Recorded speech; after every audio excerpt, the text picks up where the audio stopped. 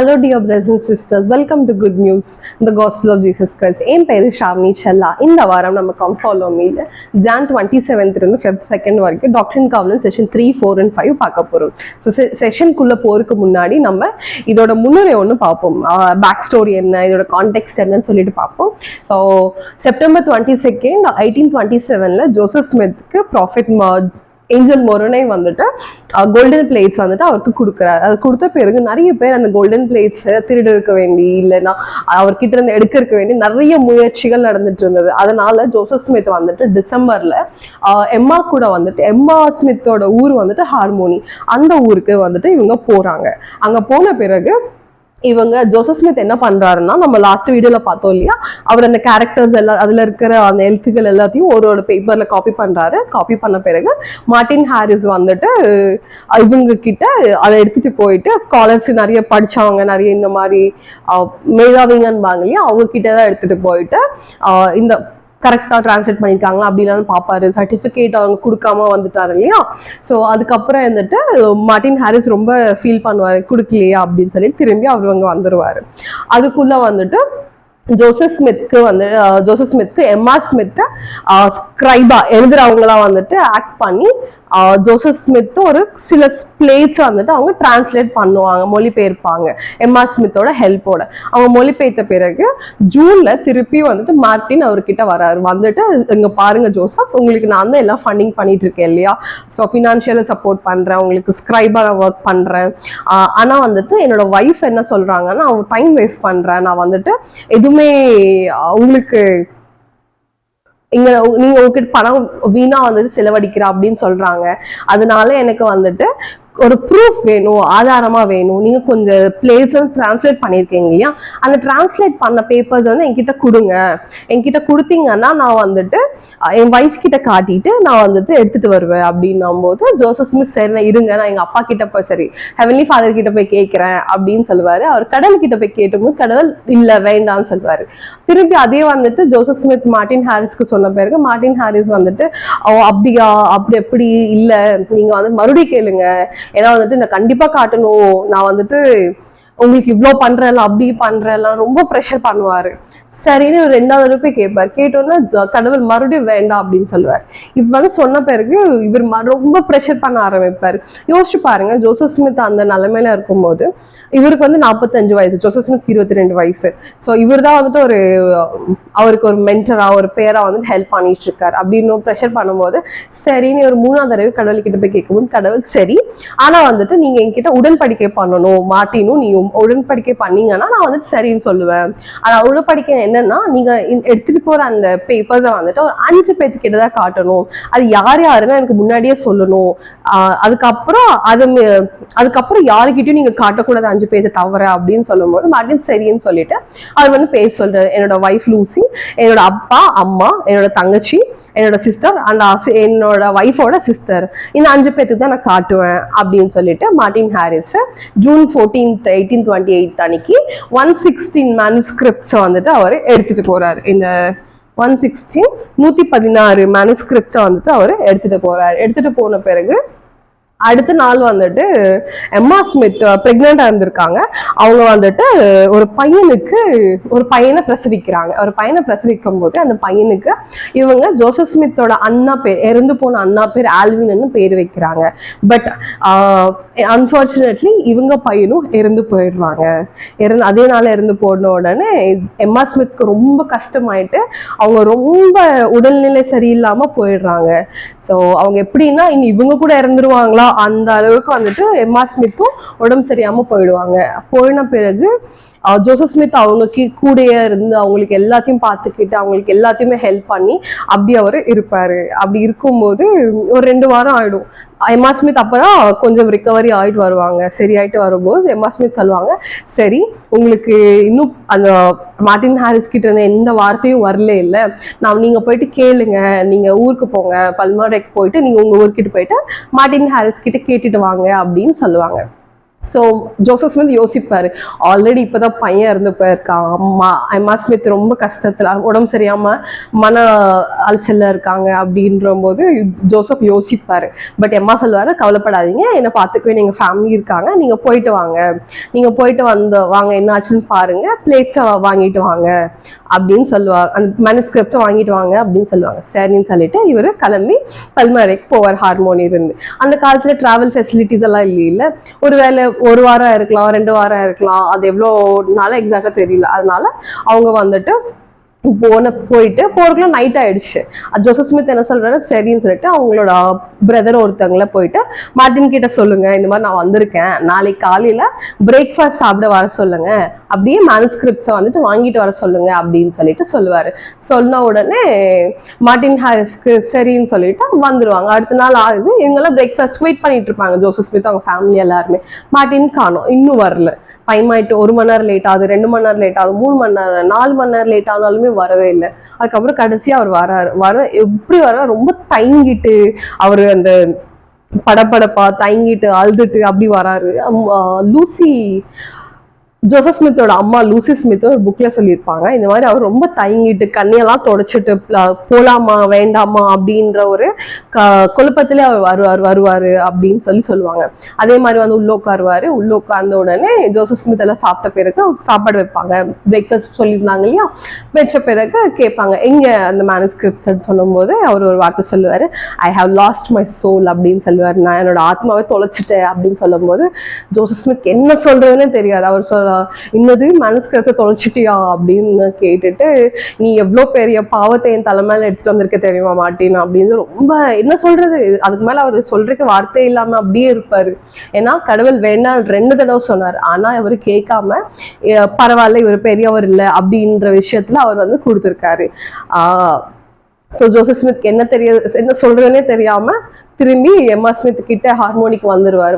வர வழியிலேயே இங்க தொலைஞ்சு போச்சுன்னு தெரிஞ்சோடனே அங்க இருந்த கோல்டன் பிளேட்ஸும் யூரிமன் தம்மியும் ஏஞ்சல் மோரனே எடுத்துட்டு போயிருப்பாரு. அதுக்கப்புறம் இவங்க திரும்பி போயிட்டு இருக்கும் போது ஏஞ்சல் மோரன் திருப்பி இவருக்கு காட்சி கொடுத்து அந்த யூரிமன் தம்மி இவர் கையில கொடுத்து இவர் இவருக்கு அந்த அப்படி கையில கொடுத்த பிறகு இவரா அவருக்கு ரிபியூக் பண்ற மாதிரி, எப்படி சொல்றது, அவரை எச்சரிக்கிற மாதிரி கொடுக்கிற ஒரு பைலா, ஒரு வெளிப்பாடு தான் செஷன் 3. யோசிச்சு பாருங்க, 116 பிளேட்ஸ். அது என்னன்னா புக் ஆஃப் லீஹை, நீஃபையோட அப்பாவோட புக்கு. ஸோ நிறைய விஷயத்த அதுல என்ன இருக்குன்னு தெரியாது. இன்னும் நம்ம கிட்ட அதோட விவரத்தை இல்லை, அது என்னாச்சுன்னு தெரியல.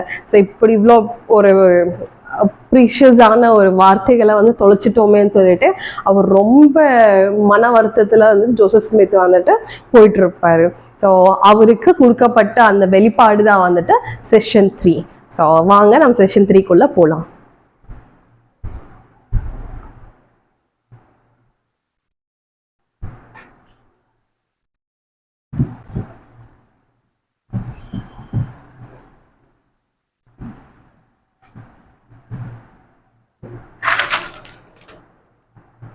ஸோ செஷன் 3 எப்போ கொடுக்கப்பட்டதுன்னா ஜூலை 1828.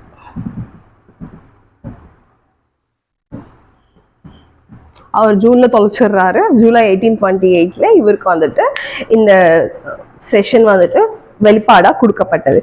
அது நம்ம பார்ப்போம். verse 1 to 3.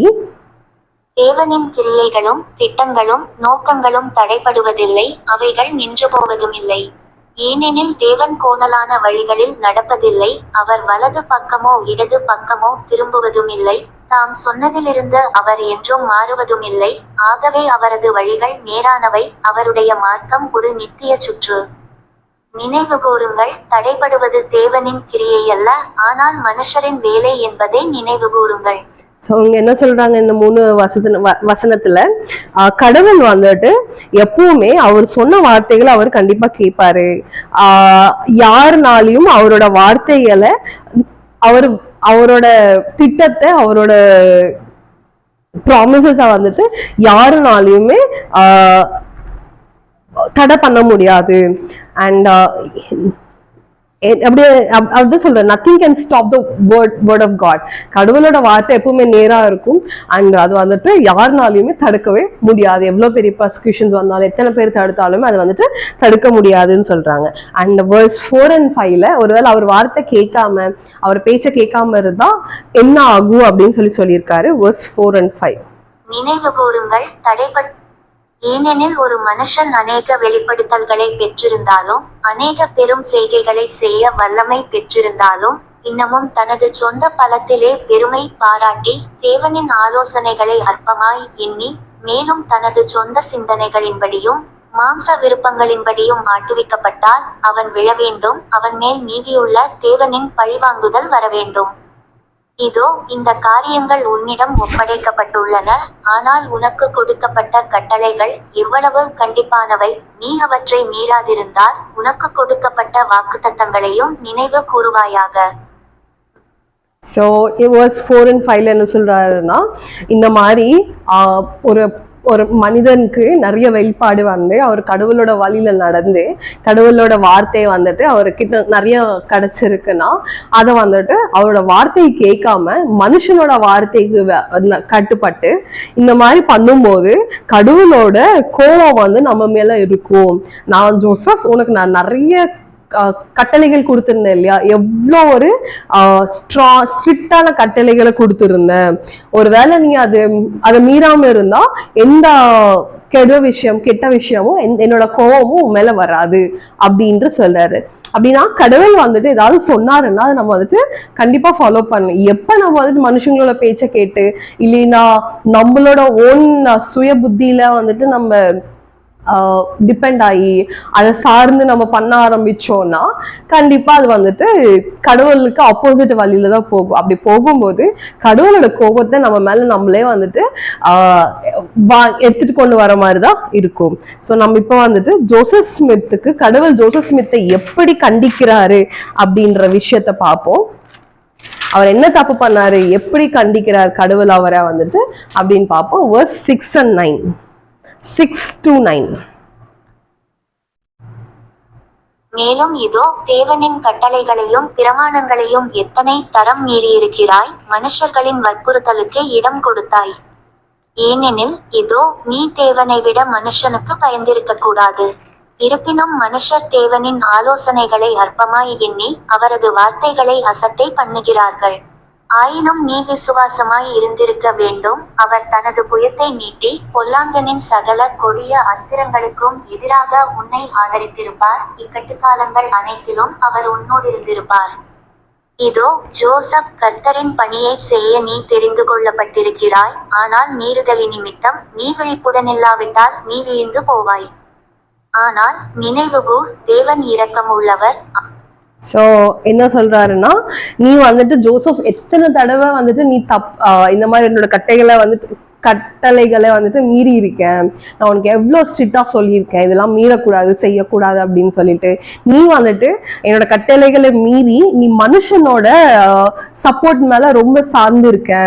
அவரு கொடுக்குற உதவிகளோட உனக்கு தெரியாதா, மனுஷங்களை விட நீ என்னை நம்பி இருந்தா அவங்களுக்கு உனக்கு கொடுக்குற அந்த சப்போர்ட்டை விட நான் உங்களுக்கு இன்னும் பெரிய சப்போர்ட்டா வந்து நான் உங்களுக்கு என்னென்ன வேணுமோ அது எல்லாத்தையும் நான் ஆயத்தப்படுத்தி இருப்பேன் இல்லையா, உனக்கு அது தெரியலையா, நீ ஏன் வந்துட்டு இதை டினை பண்ணிட்டு என்னோட உடன்படிக்கை நீ வந்துட்டு மீறின அப்படின்னு சொல்லிட்டு அவரை வந்துட்டு கண்டிக்கிறாரு. ஸோ இதுல எனக்கு என்ன புரிஞ்சதுன்னா, என்ன ப்ராஃபிட்டா இருந்தாலுமே அவரோட தீர்க்கதரிசியமா இருந்தாலுமே அவரு ஒரு மனிதர், என்ன ஒரு வீக்னஸ் இருக்கிறது, ஒரு ஃபிளாஸ் இருக்கிற ஒரு மனிதர். அப்படி நம்ம திரும்பி தப்பு பண்ணும்போது கடவுள் அதை வந்துட்டு கண்டிப்பாரு.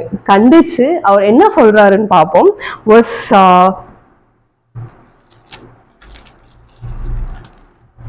10. ஆனால் நினைவுகூர், தேவன் இரக்கமுள்ளவர். ஆகவே நான் உனக்கு கொடுத்த கட்டளைகளுக்கு விரோதமாக நீ செய்தவைகளுக்காக மனந்திரும்பு. நீ இன்னமும் தெரிந்து கொள்ளப்பட்டவனே, இப்பணிக்காக மீண்டும் அழைக்கப்பட்டிருக்கிறாய். இதை நீ செய்யவில்லையெனில் நீ விடுவிக்கப்பட்டு மற்ற மனுஷர்களைப் போலிருப்பாய், எந்த வரத்தையும் பெற்றிருக்க மாட்டாய். சோ என்ன சொல்றாருன்னா, நீ நினைவைக்கொள், இவ்வளவு உன்னை கண்டிச்சாலுமே நீ நீ ஞாபகம் வச்சுக்கிற ஒரே விஷயம் வச்சுக்கக்கூடிய விஷயம் என்னன்னா, கடவுள் வந்துட்டு ரொம்ப கிருபை கொண்ட கடவுள், அவர் ரொம்ப மெர்சிஃபுல்.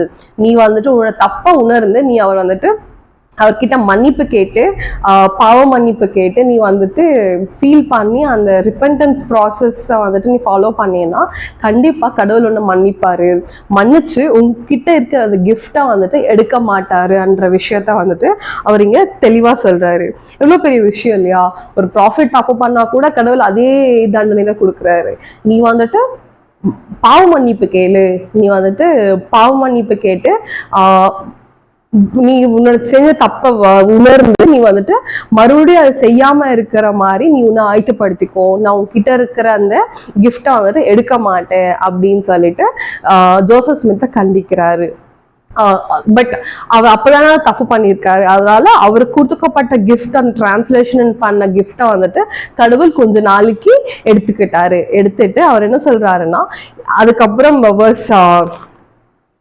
19 and 20ல நீ யார் என்ன தடுத்தாலுமே சரி, யார் என்னோட வேலையை வந்து நடக்க விடாம செஞ்சாலுமே சரி, இந்த மாதிரி 116 பிளேட்ஸ் தொலைஞ்சு போனாலுமே சரி, யாருனாலையுமே நான் உங்களுக்கு பண்ண ப்ராமிசஸை வந்துட்டு கீப் பண்ண விடாம தடுக்கவே முடியாது. ஏன்னா கடவுள் சொல்லியிருக்காரு, நான் புக் ஆஃப் மார்மனை இந்த கடைசி தினங்களை நான் எடுத்துட்டு வருவேன், உங்களுக்கு வந்துட்டு அது ஒரு மாதிரி இருக்கிற மாதிரி நான் வந்துட்டு உங்களுக்கு அது தருவேன் அப்படின்னு சொல்லியிருக்காரு இல்லையா? அதை வந்துட்டு யாருனாலையுமே தடுக்க முடியாது அப்படின்ற விஷயத்த ஜோசப் ஸ்மித்க்கு சொல்றாரு. அண்ட் இது நம்மளுக்கும் தான் வந்துட்டு அப்ளை பண்ணப்படும் இல்லையா? ஏன்னா நம்மளும் சில விஷயத்துல தப்பு பண்ணுவோம், சில தப்பான முடிவுகள், கடவுள் கொடுத்த கட்டளைகளை கீழ்ப்படியாம அவர் கூட பண்ண நிபந்தனைகளை உடன்படிக்கையில வந்துட்டு பிரேக் பண்ணிட்டு இருப்போம் இல்லையா? பட் அவர் என்ன சொல்றாருன்னா, நம்ம செய்த தப்பை உணர்ந்து நீ திருப்பி வந்துட்டு பண்ணும்போது, நீ திருப்பி கடவுள்கிட்ட போயிட்டு பாவ மன்னிப்பு கேட்கும்போது கண்டிப்பா அவரு மன்னிப்பாரு, மன்னிச்சு நம்மளை ஏற்றுப்பாரு. அண்ட் இன்னொரு கிளாரிட்டியா சொல்றது என்னன்னா, அவரு யாருனாலையுமே என்னோட ஒர்க்கை வந்துட்டு என்னோட வேலையை நிறுத்தவே முடியாது, நான் உங்களுக்கு கூட பண்ண படிக்கைகளை நான் நிறைவேற்றாம யாருனாலையும் தடுக்கவே முடியாது அப்படின்ற விஷயத்த அவர் ரொம்ப கிளியரா சொல்றாரு. ஸோ அதுக்கப்புறம் செஷன் 4க்குள்ள போனோம்னா, இது வந்துட்டு February 1829 கொடுக்கப்பட்டது. இது யாருக்கு கொடுக்கப்பட்டதுன்னா, ஜோசப் ஸ்மித் சீனியர் அப்படின்னா ஜோசப் ஸ்மித்தோட அப்பாவுக்கு கொடுக்கப்பட்ட ஒரு வெளிப்பாடு தான் இது வந்து இந்த செஷனா இருக்கிறது. ஸோ ஜோசப் ஸ்மித் கிட்ட அவங்க அப்பா வந்து கேட்கிறாரு, நான் கடவுளோட ராஜ்யத்துல ஒரு கருவியா இருக்கிறதுக்கு நான் என்ன பண்ணணும் அப்படின்ற ஒரு கொஸ்டின் கேட்கும்போது, ஜோசப் ஸ்மித் போயிட்டு கடவுள் கிட்ட கேட்கும்போது அப்படி வந்த வெளிப்பாடு தான் வந்துட்டு இந்த செஷன் 4. இது எனக்கு ரொம்ப பிடிச்ச செஷன். எவ்ரி ரிட்டன் மிஷனரிக்கா இருந்தாலுமே சரி, எவ்ரி மிஷனரிக்கு வந்துட்டு ரொம்ப பிடிச்ச ஒரு செஷன் இது வந்துட்டு. ஏன்னா இதுல ஒரு அருமையான ஒரு ஒர்க்கை பத்தி சொல்லியிருப்பாங்க. ஸோ அது என்னன்னு சொல்லிட்டு பார்ப்போம். இது நம்ம வந்துட்டு எப்படி பார்க்க போறோம்னா, ஒரு வேலைக்குடைய இப்போ நிறைய பேர் வேலைக்கு தேடிட்டு இருப்பாங்க இல்லையா? அந்த வேலையில ஒரு ஜாப் டிஸ்கிரிப்ஷன் இல்ல, ஒரு வேலைக்கு அறிவிப்பு விடுவாங்க இல்லையா? அதுல என்ன ஜாப், என்ன வேலை, எப்படிப்பட்ட வேலை, என்ன வேலை பண்ணணும், அண்ட் நம்ம ஸ்கோப் ஆஃப் ஒர்க் என்ன, அதுக்கு நம்ம வந்துட்டு என்ன அருகதை, என்னென்ன அந்த என்னென்ன அருகதை வேணும் அப்படின்ற விஷயத்துல எல்லாம் சொல்லுவாங்க இல்லையா? ஒரு ஜாப் வெளியிடும் போது அந்த மாதிரி என்னென்ன விஷயங்களை வந்துட்டு இதை நம்ம அப்படி கம்பேர் பண்ணி நம்ம பார்க்க போறோம். ஸோ ஓகேவா? So verse 1. பாகம் 4. 1 முதல். இப்பொழுது இதோ மனுபுத்திரருக்கு மத்தியிலே ஒரு அதிசயமான காரியம் வரப்போகிறது. ஸோ அவர் என்ன சொல்றாருன்னா, verse 1ல ஒரு அதிசயமான ஒர்க் வந்துட்டு வரப்போகுது அப்படின்னு சொல்றாரு. Marvellous work.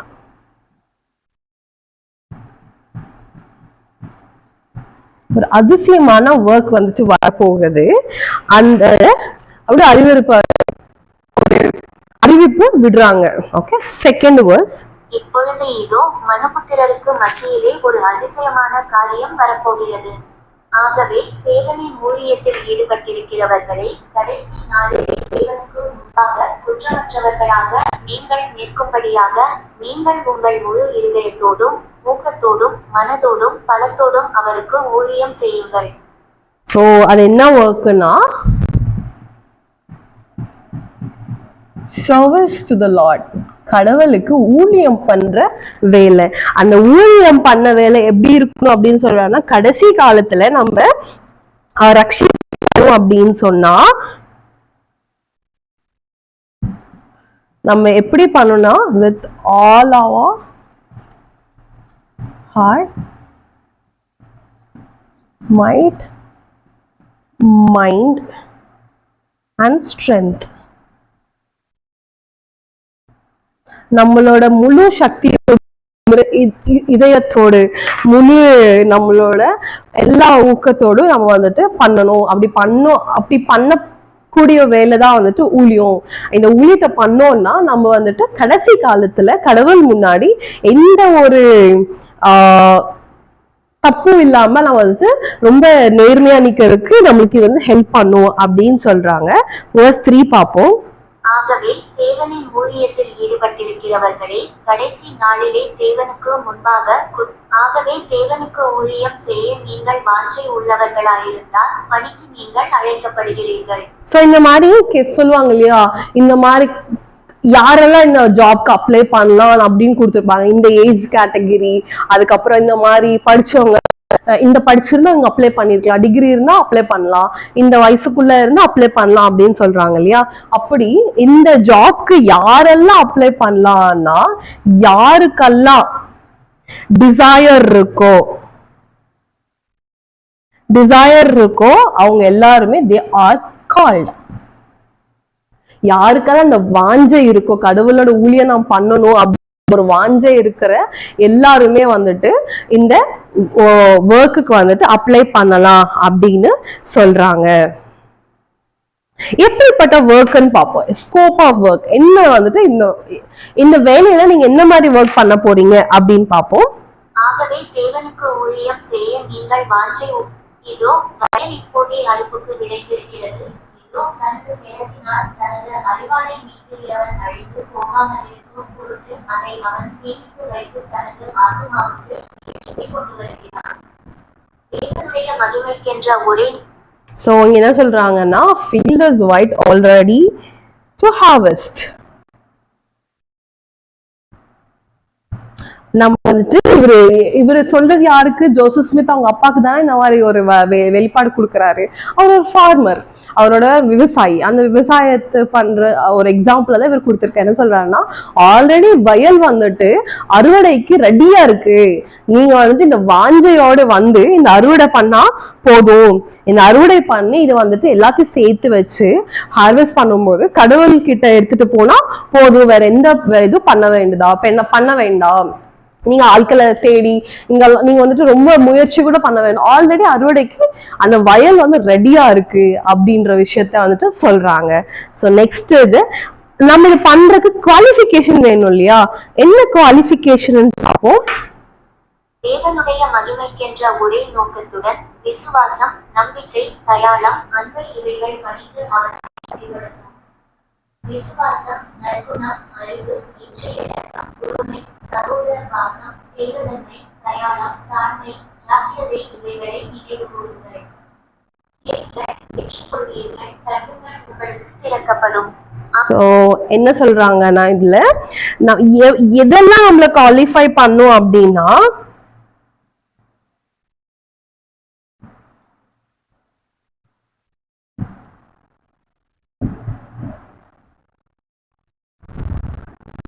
faith, hope, charity and love. நமக்கு இந்த குவாலிட்டிஸ் ஏதாவது அப்ளை பண்ணணும்னா டிகிரி படிச்சிருக்கணும், இந்த டிகிரியில் இவ்வளோ மார்க் இருக்கணும், மாஸ்டர்ஸ் பண்ணியிருக்கணும் அப்படிதான் சொல்லுவாங்க இல்லையா. இதுல நம்ம குவாலிஃபை பண்றதுக்கு குவாலிஃபிகேஷன் என்னன்னா, உனக்கு விசுவாசம் இருக்கணும், உனக்கு அன்பு இருக்கணும், உனக்கு சேரிட்டி இருக்கணும், உனக்கு ஹோப் இருக்கணும். இது இருந்தாலே நீ வந்துட்டு குவாலிஃபை ஆன மாதிரி தான். அண்ட் இதெல்லாமே eye single to the glory of காடா இருக்கணும். அப்படின்னா நம்மளோட நோக்கம், நம்ம பார்க்குற பார்வை கடவுள் பார்க்குற மாதிரி பார்வையா தான் இருக்கணும். அண்ட் நம்மளோட நோக்கமே வந்துட்டு அவரு தான் மட்டும்தான் இருக்கணும். இப்போ நம்ம பார்த்துக்கிட்டோம்னா நம்ம ஒரு விஷயத்தை செய்யும்போது முன்னாடி இல்லை எதுவும் செய்யறப்ப நம்மளோட உலக பிரகாரமான விஷயங்களத்தை யோசிப்போம் இல்லையா, இது பண்ண இப்படி ஆகும் அப்படி ஆகும் அப்படின்னு சொல்லிட்டு. பட் கடவுள் வந்துட்டு அது ஒரு நோக்கமா பார்ப்பாரு. கடவுள் பார்க்குற நோக்கம் வந்துட்டு ஒரு மாதிரி இருக்கும். அண்ட் அவர் பார்க்குற பார்வையுமே வந்துட்டு அது அந்த பாக்குறதும் ஒரு ஒரு டிஃபரெண்டா இருக்கும். நம்ம பாக்குறதுக்கு அவர் பாக்குறக்கும். ஸோ நம்ம வந்துட்டு கடவுள் எப்படி அந்த நோக்கத்தை பார்ப்பாரு, எந்த நோக்கத்தோட அவர் பார்ப்பாரு அப்படின்றது நம்ம அந்த eye single to the glory of God, நம்மளோட முழு நோக்கமே வந்துட்டு அது மட்டும்தான் இருக்கணும். அவரை மகிமை பண்ற மாதிரி மட்டும்தான் இருக்கணும். இது கூடவே வந்துட்டு நீ இன்னும் சில விஷயங்களை நீ வந்துட்டு உனக்குள்ள சேர்த்துக்கணும். இந்த ஆட்ரிபியூட்ஸ் அப்படின்னு சொல்லுவேன். என்னென்னா faith, virtue, knowledge, temperance, patience, brotherly kindness, godliness, charity, humility and diligence. இந்த மாதிரி விஷயம் நிறைய இது மட்டுமே இல்லாம இன்னும் கொஞ்சம் குவாலிட்டிஸை வந்து நீ உனக்குள்ள ரெடி பண்ணிக்கணும். நீ வந்துட்டு உனக்குள்ள ப்ராக்டிஸ் பண்ண ஆரம்பிக்கணும். அப்படி பண்ணினா கண்டிப்பா உனக்கு தருவான். அந்த இந்த வேலைக்கு வந்து நீ வந்துட்டு செலக்ட் ஆயிடுவேன். அண்ட் ஒருவேளை அதெல்லாம் உனக்குள்ள இல்ல அந்த குவாலிட்டிஸ் எல்லாம் அப்படின்னா நீ பயப்படாத, கடவுளை கேளு, கடவுள் கேளுங்கள் தரப்படுவோம் அப்படின்னு கடவுள் சொல்றாரு. எவ்வளவு பெரிய இது இல்லையா? அவரே ஜாப் டிஸ்கிரிப்ஷன் கொடுத்துடுறாரு, வேலைக்கு என்னென்ன வேணும்னு கொடுத்துடுறாரு. எவ்வளவு ஈஸியா வந்துட்டு ஒண்ணும் வேண்டாம், நீ உனக்கு வாஞ்சா போதும்னு சொல்றாரு. நீ ரொம்ப கஷ்டப்பட வேண்டாம், வயல் ஆல்ரெடி ரெடியா இருக்கு, நீ போய் அறுவடை பண்ணா மட்டும் போதும் அப்படின்னு சொல்றாரு. அண்ட் இதுக்கு நீ இருக்க வேண்டிய உனக்குள்ள இருக்க குவாலிட்டிஸ் என்ன, faith, hope, charity and love மட்டும் இருந்தா போதும். பட் என்னன்னா eye single to the glory of God, அவரை மகிமை பண்றது மட்டும்தான் அவரோட முழு நோக்கமா இருக்கணும் அப்படின்ற விஷயத்த அவர் வந்துட்டு ரொம்ப தெளிவா தெளிவுபடுத்துறாரு. இது ஒன்லி ஜோசப் ஸ்மித்தோட அப்பாவுக்கு மட்டும் நீ இந்த ராஜ்யத்துல என்ன பண்ணணும்னு சொல்ற கிடையாது. இது வந்துட்டு நம்ம மெம்பர்ஸ் எல்லாத்துக்குமே வந்துட்டு இது அப்ளை ஆகும். இது அப்ளை ஆகுது அப்படின்னா நம்ம எல்லாருமே நம்மள ஆய்த்திப்படுத்திக்கணும் கடவுளுக்கு நம்ம ஊழியம் பண்றதுக்கு. ஸோ நிறைய யூத் மிஷனரி சர்வ் பண்றவங்களும் சரி, சர்வ் பண்ண போறவங்களும் சரி, பண்ணவங்களும் சரி, இது நம்ம எல்லாருமே ஒருவேளை ஊழியத்துல மிஷன் போனாதான் பண்ணணும் அப்படின்னு கிடையாது. ஒரு மெம்பரா இருந்து கூட நம்ம இங்க பண்ணலாம். And Joseph Smith senior, Joseph ஸ்மித்தோட அப்பா, அவர் வாழ்ந்த எல்லா நாட்களுமே அவர் கடவுளுக்கு ஊழியம் பண்ணிட்டே தான் அவர் இருந்தாரு. ஸோ இதுதான் வந்துட்டு செஷன் 4.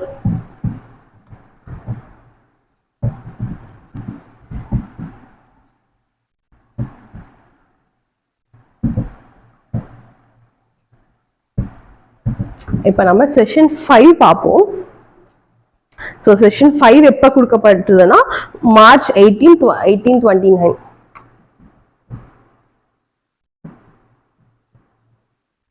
கொடுக்கப்பட்டது செஷன் 5.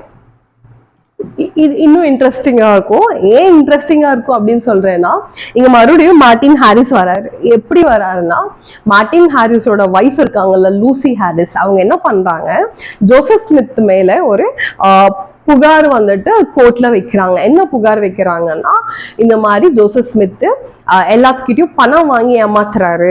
அண்ட் அந்த பணத்தை வாங்கி நான் டிரான்ஸ்லேட் பண்றேன், நான் வந்துட்டு மொழிபெயர்க்கிறேன், இந்த மாதிரி கோல்டன் பிளேட்ஸ் இருக்கு அப்படின்ற விஷயத்த வந்துட்டு சொல்லி எல்லாத்தையும் ஏமாத்திட்டு இருக்காரு அப்படின்னு சொல்றாங்க.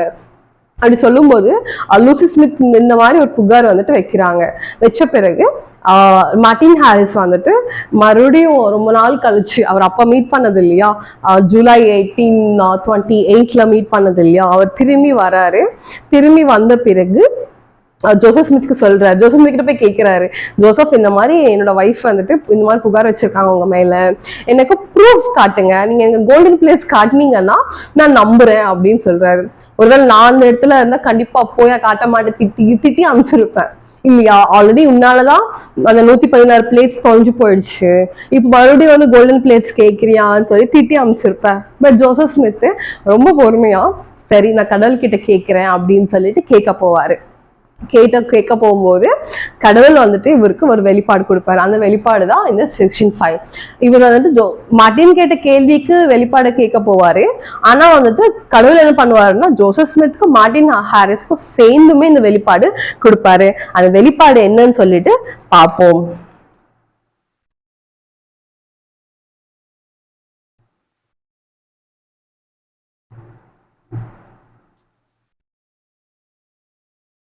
பாகம் மார்டின் 1 முதல் 10 வரை. Joseph Smith.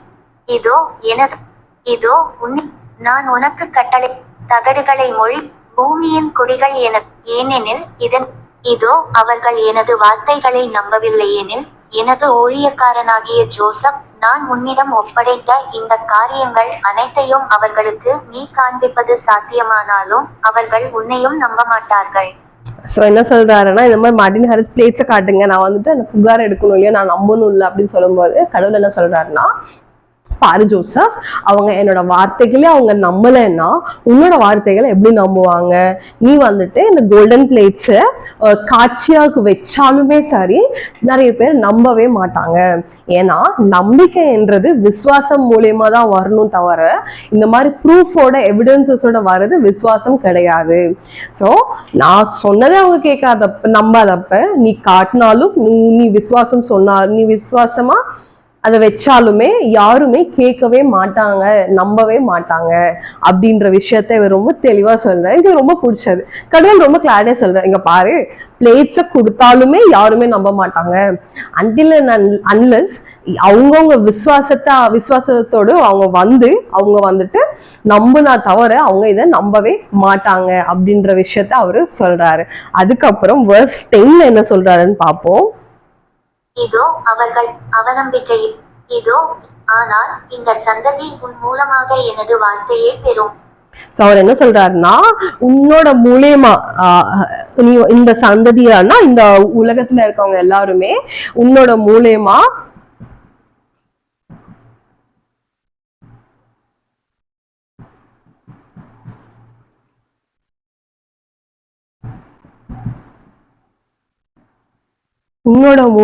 எல்லாருமே வந்துட்டு இந்த வார்த்தைகளை பெறுவாங்க. ஸோ என்னோட சாட்சி வந்துட்டு அவங்களுக்கு போய் சேரும் அப்படின்னு சொல்றாங்க. அதுக்கப்புறம் யாரோட சாட்சியெல்லாம் போய் சேரும்னு சொல்றாங்கன்னு பார்ப்போம். verse 11 இருந்து 15 வரைக்குமே. ஆனால் இந்த சந்ததி உனது சாட்சியுடனே கூட நான் அழைத்து நியமிக்க போகிற இந்த காரியங்களை நான் காட்டப் போகிறேன் எனது ஊழியக்காரர்களின் சாட்சிகளும் கொடுக்கப்படும் எனது வார்த்தைகளுடன் அவர்கள் புறப்பட்டு போவார்கள். ஆம், இந்த காரியங்கள் மெய்யானவை என அவர்கள் நிச்சயமாய் அறிவார்கள். ஏனெனில் வானத்திலிருந்து அவர்களுக்கு நான் இதை அறிவிப்பேன். அவைகள் இருக்கிறபடியே இந்த காரியங்களை பார்க்கும்படியாகவும் காணும்படியாகவும் நான் அவர்களுக்கு அதிகாரம் கொடுப்பேன்.